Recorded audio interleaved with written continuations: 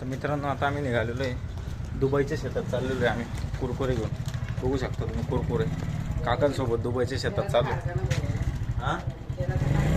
हां तेलाचा कारखाना खोलायला दुबईच्या शेतात चाललेलो आहे आम्ही. शेंगा बी गोळा करायच्या तिकडं. आम्ही आलेलो आहे दुबईच्या शेतात तुरीच्या शेंगा तोडायला. बघू शकता आता आम्ही एवढं तोडलेले ते अजून एक पिशवी तोडतोय. हां दुबईच्या शेतात तूर लावलेले होते आम्ही. जे लोक तिथं तेल काढतात आम्ही तूर लावतो. हमारे इधर ऐसे रहता है, जिधर हम जाएंगे उधर खेती करेंगे, ऐसा काम शेत है. बोला हबीबी ये तुम्हारी होती, ये शेत तुम्हारी होती ना. हाँ ये शेत इनकी होती दुबई में. हम शेंगा खाने आती. हम इधर स्पेशल शेंगा तोड़ने के लिए आती. मतलब कैसा वो मजूर लगाने होती के ऐसा हम तोडणे के लिए आतो हम रोज. इकडचे शेतकरीला पैसे आले. पाळलेले बिबट्या वाघ असे येतात इथे चरायला सोडलेले राहतात. ते कुठं पण असे शिसू करून घेतात.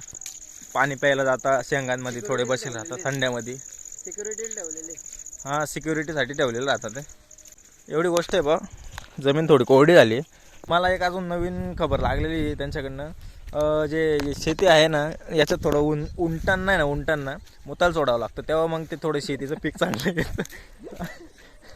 असं नवीन खबर लागलेली. ते गावातले एक जण होते ते तिथले त्यांचे ते घराच्या आसपासचे कुठले तरी होते. हां हां ते सांगत होते थोडंसं ते उंट मुतले म्हणजे कसं थोडं शेतीला एकदम हरेभरापणा येतो नाही का. हिरवगार होतं शेत. नाही तर असं राहतं. बघू शकता तुम्ही. ते एक शेतकरी चालले तिकडं. अरबचे शेतकरी. आता आम्ही जातो थोडंसं तिकडचं थोडंसं स्विमिंग पूल टाईप ते बनवलेलं राहतं. तळ म्हणतात आपल्याकडे दुबईमध्ये ते बघायला तळ म्हणता आपल्या इकडे त्याला. हा उंटांना तिथं आंघोळी करायला पाणी तिथलंच पितात ते. पाणी बी तेच पितात तिथंच. उंट कार्यक्रम बी करता शिशू बी करता पाणी बी पितात. सगळंच कार्यक्रम एकाच ठिकाणी उंटांचा. हा उंटांचा पोय काय पोय हेच ते तळ आहे म्हणजे स्विमिंग पूल. तिथं उंट वगैरे ते कार्यक्रम असतो. उंट आता उंट कसं घरी लावलेले पार्किंगला. इथं जे मासे पालन चालू आहे दुबईच्या छोट्याशा हौदामध्ये. 92 फूट म्हणजे 92 म्हणजे 100ला 8 कमी एवढी फूट खोल हा हौद आहे. तर आता आम्ही पूर्ण 5 एकरचं गट फिरून आलेलो आहे.